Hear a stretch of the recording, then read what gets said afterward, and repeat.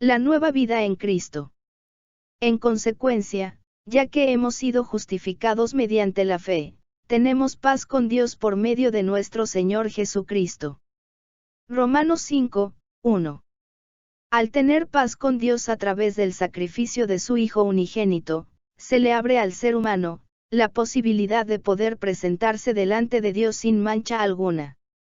Esto ocurre gracias al proceso de reconciliación que llevó eficazmente a cabo Jesucristo, como veremos a continuación. Antes de recibir esa circuncisión, ustedes estaban muertos en sus pecados. Sin embargo, Dios nos dio vida en unión con Cristo, al perdonarnos todos los pecados, y anular la deuda que teníamos pendiente por los requisitos de la ley. Él anuló esa deuda que nos era adversa, clavándola en la cruz.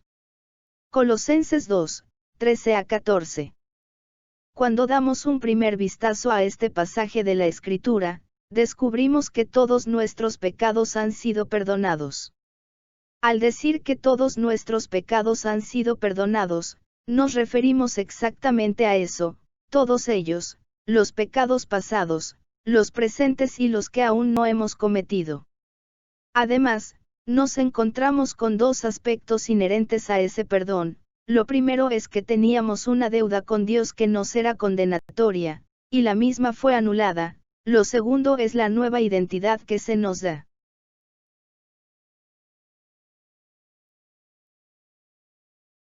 La deuda con Dios. La deuda es el conjunto de acciones contrarias a la ley de Dios, que cada uno realiza desde su nacimiento, hasta el momento de su muerte terrenal. Cada acto de rebelión contra Dios tiene tres partes. El hecho en sí mismo, es decir, el acto de pecado. Las consecuencias de ese pecado. La culpa de ese pecado. Como ya vimos que la gravedad del pecado, no se mide por el impacto que tiene sobre los demás, sino como lo que es, la desobediencia directa a Dios, siempre la gravedad conlleva a la muerte. El pecado, el acto en sí, es concretado cuando se acepta dentro del corazón humano. Las consecuencias, están directamente relacionadas con el impacto de esta acción, sobre el entorno del que comete el pecado. Un acto de pecado puede dañar a las personas a nuestro alrededor, o bien ocasionarles una pérdida material o espiritual. Por ejemplo, cuando decimos un chisme de alguien, estamos dañando su buen nombre, lo cual representa una pérdida en lo espiritual para esa persona. La culpa es la que condena al infierno al pecador. Precisamente, cuando las Sagradas Escrituras hablan de que Jesús nos perdonó todos los pecados, se refiere específicamente a esta culpa. De eso se trata la justificación ante Dios. Al morir en la cruz, Jesucristo dio cumplimiento a lo que demandaba la ley divina, como castigo por la rebelión contra Dios. Al hacerlo así, quita de cada ser humano esa culpa. La tarea entonces, ya no pasa por hacer actos de sacrificio por nuestros pecados, sino el creer que Jesucristo es Dios, y que su sacrificio en la cruz nos alcanzó el perdón. Las consecuencias del pecado, por lo general, el ser humano debe afrontarlas y se llama la retribución por el pecado. Pero Zaqueo dijo resueltamente: mira, Señor, ahora mismo voy a dar a los pobres la mitad de mis bienes, y si en algo he defraudado a alguien, le devolveré 4 veces la cantidad que sea. Hoy ha llegado la salvación a esta casa, le dijo Jesús, ya que este también es hijo de Abraham. Lucas 19, 8-9. Este pasaje ilustra el hecho de la retribución por el pecado cometido. Por ejemplo, si se ha robado, se debe confesar el robo y devolver lo robado aportando una retribución extra. En muchos casos, esta retribución conlleva cárcel, pero es parte del proceso de retribución. Cada cual debe hacerse cargo de sus propias acciones delante de la sociedad.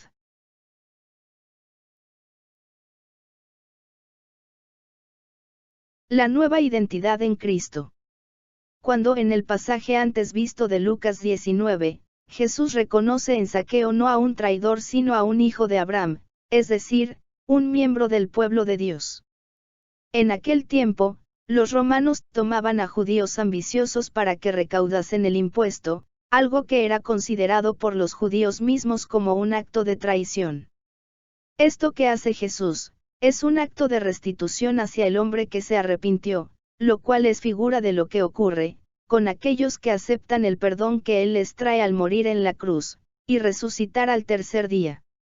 Y si volvemos sobre el texto de la carta a los Colosenses, vamos a descubrir que inicia hablando acerca de la circuncisión, que era lo que marcaba el ingreso al pueblo de Dios, de acuerdo con lo que Dios le había dicho a Abraham.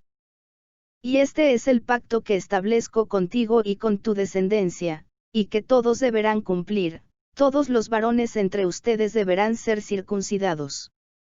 Génesis 17, 10. El hecho de la circuncisión, indica la pertenencia al pueblo escogido de Dios, en cumplimiento de las condiciones del pacto establecido entre Dios y Abraham.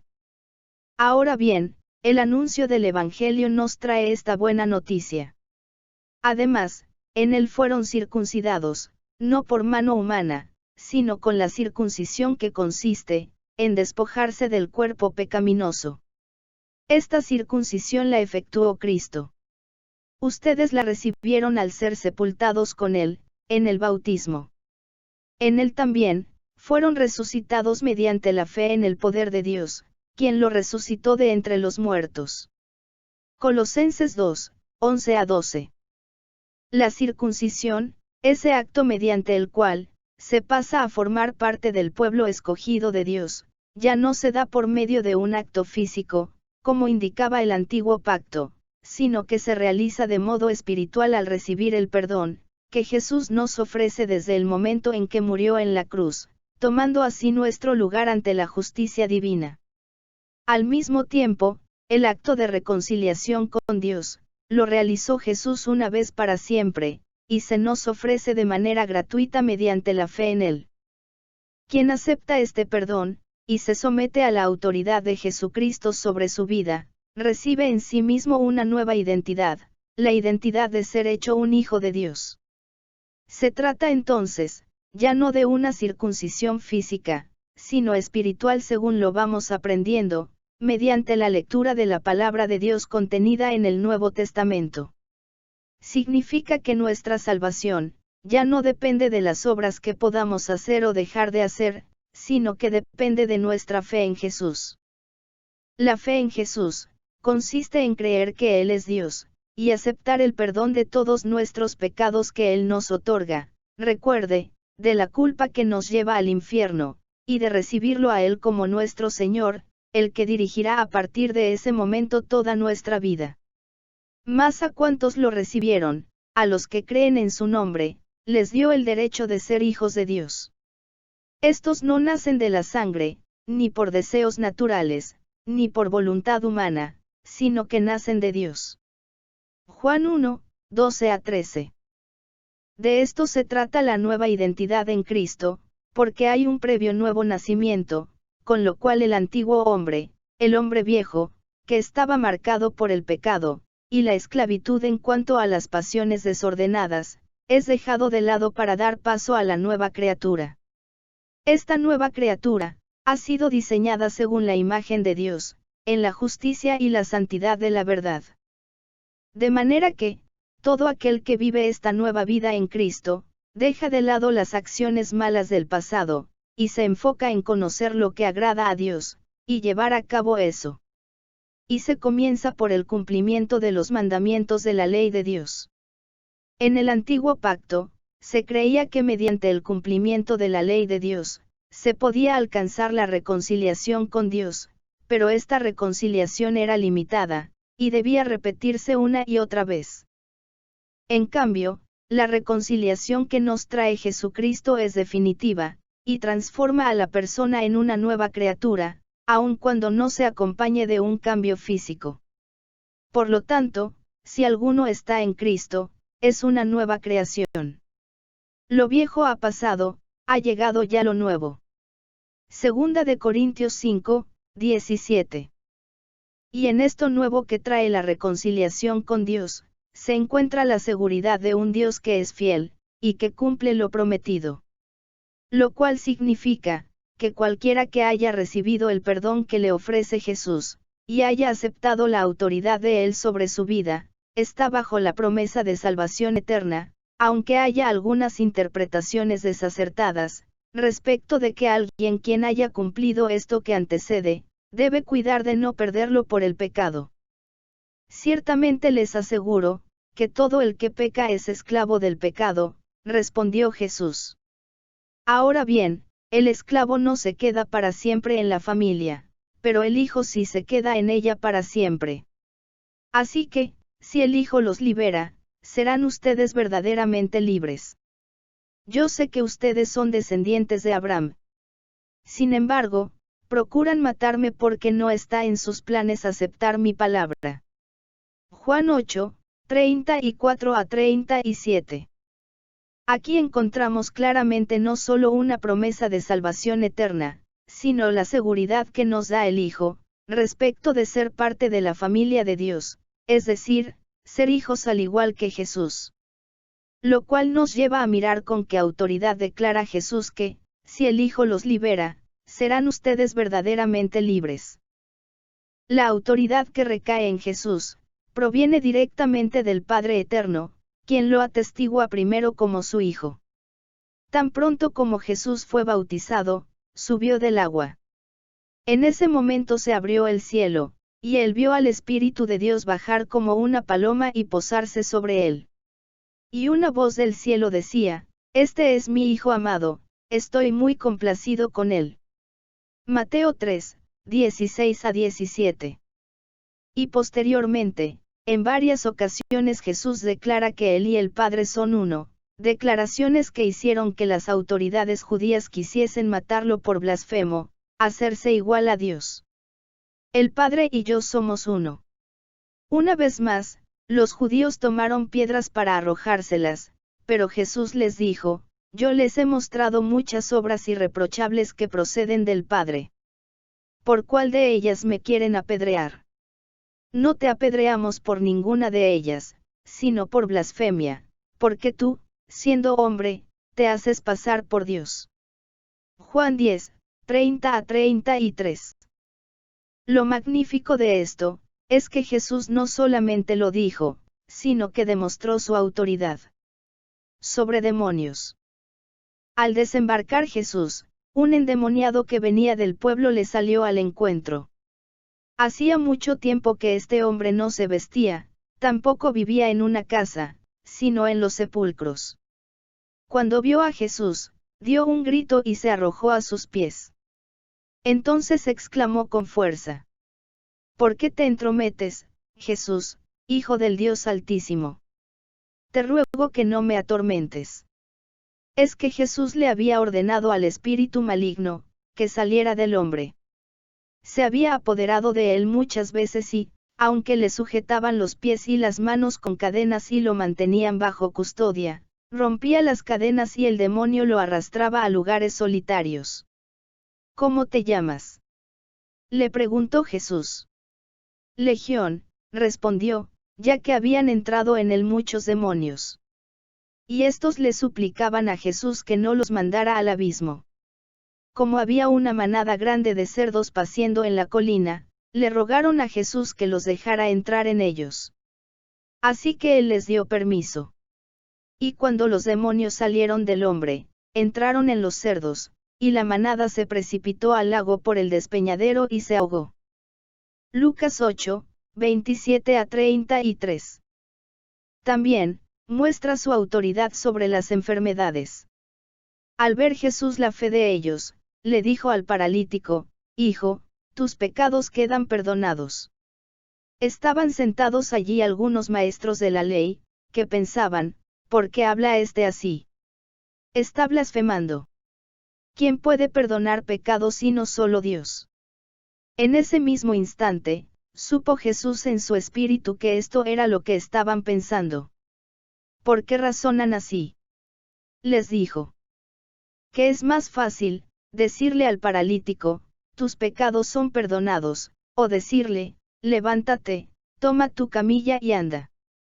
Pues, para que sepan que el Hijo del Hombre, Tiene autoridad en la tierra para perdonar pecados. Se dirigió entonces al paralítico: a ti te digo, levántate, toma tu camilla y vete a tu casa. Él se levantó, tomó su camilla enseguida y salió caminando a la vista de todos. Ellos se quedaron asombrados y comenzaron a alabar a Dios. Jamás habíamos visto cosa igual, decían. Marcos 2, 5-12. Y sobre los elementos naturales. Luego subió a la barca y sus discípulos lo siguieron. De repente, se levantó en el lago una tormenta tan fuerte que las olas inundaban la barca. Pero Jesús estaba dormido. Los discípulos fueron a despertarlo. Señor, gritaron, sálvanos, que nos vamos a ahogar. Hombres de poca fe, les contestó, ¿por qué tienen tanto miedo? Entonces se levantó y reprendió a los vientos y a las olas, y todo quedó completamente tranquilo. Mateo 8, 23-26. Y hasta sobre la misma muerte. Conmovido una vez más, Jesús se acercó al sepulcro. Era una cueva, cuya entrada estaba tapada con una piedra. Quiten la piedra, ordenó Jesús. Marta, la hermana del difunto, objetó: Señor, ya debe oler mal, pues lleva 4 días allí. ¿No te dije que si crees verás la gloria de Dios? Le contestó Jesús. Entonces quitaron la piedra. Jesús, alzando la vista, dijo: Padre, te doy gracias porque me has escuchado. Ya sabía yo que siempre me escuchas, pero lo dije por la gente que está aquí presente, para que crean que tú me enviaste. Dicho esto, gritó con todas sus fuerzas: Lázaro, sal fuera. El muerto salió, con vendas en las manos y en los pies, y el rostro cubierto con un sudario. Quítenle las vendas y dejen que se vaya, les dijo Jesús. Juan 11, 38-44. Tal es la autoridad de Jesús. Entonces cuando Él declara que, si el Hijo los libera, serán ustedes verdaderamente libres, no estaba jugando, ni estaba mintiendo. Asimismo, cuando declara que, el esclavo no se queda para siempre en la familia, pero el Hijo sí se queda en ella para siempre, también sabemos que está hablando en serio. La única forma en que esta declaración de Jesús se hace realidad es cuando la persona cree en Jesús, según lo que ya hemos visto, y entonces recibe la nueva identidad de Hijo de Dios. Y entonces, ¿dónde quedan las buenas acciones y la obediencia a la ley de Dios? Dijimos que, en el antiguo pacto, se sabía que mediante el cumplimiento de la ley de Dios, se podía obtener el perdón de los pecados cometidos, pero no de todos los pecados sino solo de aquellos que ya se habían cometido. Al volver a pecar, quedaban ellos expuestos a la posibilidad de morir e ir al infierno. Esta reconciliación parcial, se alcanzaba mediante sacrificios variados según lo indicaba la ley. En el nuevo pacto, establecido por Dios en la muerte y resurrección de Jesús, esto cambia completamente. Ya que ese sacrificio de Jesús fue una vez y para siempre, no necesitándose nada más. Las buenas acciones y el cumplimiento de la ley, quedan ahora como muestra y señal de estar en obediencia a Dios Padre. Tal como Jesús les dice a los fariseos que era el error que ellos cometían al pensar que, por ser miembros del pueblo de Israel, el pueblo escogido por Dios, ya era suficiente. Yo sé que ustedes son descendientes de Abraham. Sin embargo, procuran matarme porque no está en sus planes aceptar mi palabra. Juan 8, 37. Respecto de la obediencia que los hijos de Dios deben a Dios, comenzamos por ver en el acto de ser bautizados en agua, el primer paso en esa obediencia.